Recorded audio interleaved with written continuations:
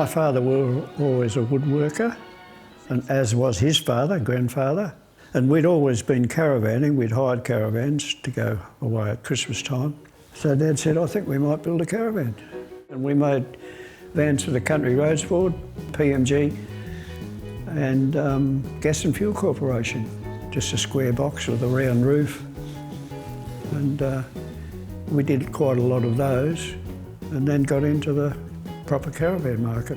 Our family business, it was formed in 1948. My father and his brothers were converting Ford 10 motors for marine engines for motor spares.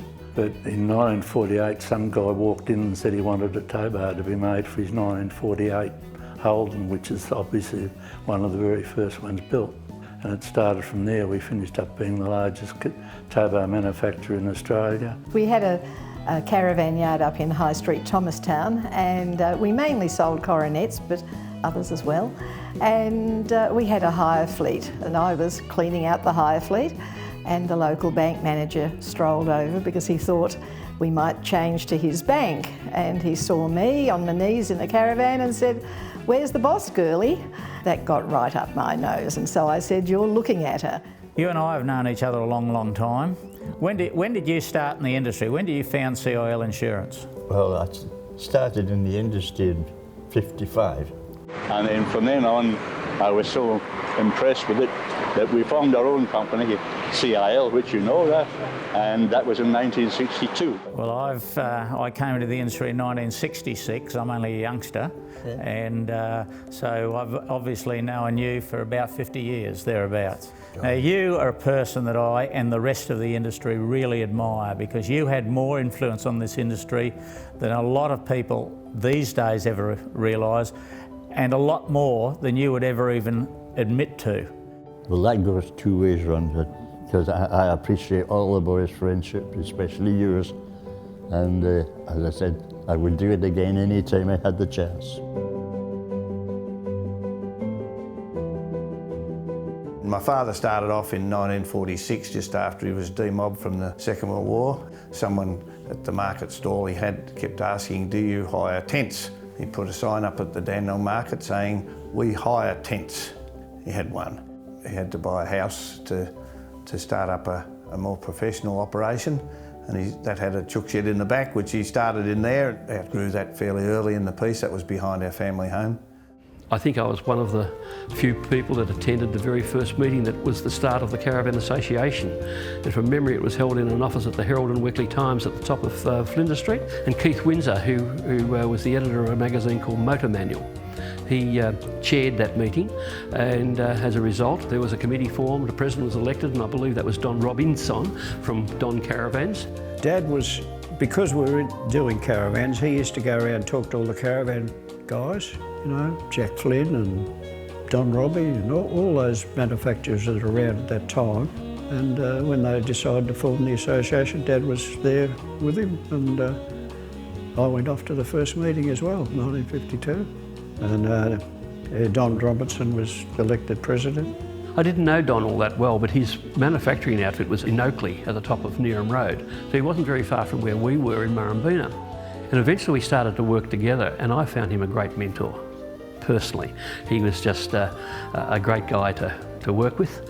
I could bounce ideas and thoughts off him when I was really just burgeoning, when my business was burgeoning. Keith Windsor was heavily involved. He was the secretary for a number of years.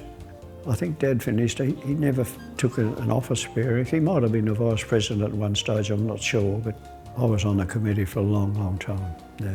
Dad actually was a keen cameraman, and he'd actually joined up with a camera club, I think it was Northern Cameras or something or other. One of the guys there on it was also Keith Windsor. Keith was keen on with his magazine, Motor Manual, and Dad got talking, and it sort of built up from there, so that's partly how the association started. I remember the first caravan show, the way we advertised it.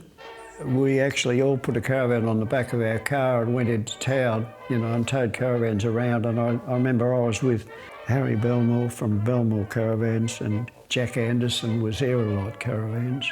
And we went up and just parked outside the zoo, you know, People would see all these caravans, and we had the sign on it, the caravan show opening whenever it was. And that was the way we publicised the fact the caravan show was on. A lot of people would be introduced to caravanning at those shows, yeah. I actually attended the first caravan show. I wasn't at that stage fully employed at Evans Brothers. They'd put in a few tow bars for the caravan show, and we'd actually started so with the tow bars supplying the Holden dealers, Ford dealers and Toyota dealers. Although we had exhibitions in Melbourne, the very first one was held at the old Worth Circus site before it moved to the exhibition buildings. Yeah, the first caravan show was held at Worth Olympia, and that was, where the art gallery is now, yeah. It was actually very good. It was, see all caravans in one area. I don't think I'd ever been in a caravan park or in the caravan yard. A caravan show was new and had never been held in Victoria before that, and I think it was down in Worth Olympia, down in South Melbourne. And they had entertainment at night as well, like Keith Windsor organised some sort of entertainment, a group of singers or dancers or, just entertainment, live entertainment. Caravans being included in Moomba must have been a huge event. Yeah, 1956 it was. And I remember them talking about it at the meeting, and somehow or other we got involved, and that's where it was all done, out at our place. Yeah, I actually towed that float into town behind the Holden one year. I think that was the first year. And then after that they used to come out with a tractor and take it in, because we used to store that at the back of our factory, that float. They had a working bee and did what they did. And the girls changed their clothes in my house, because my house was right next door to the factory.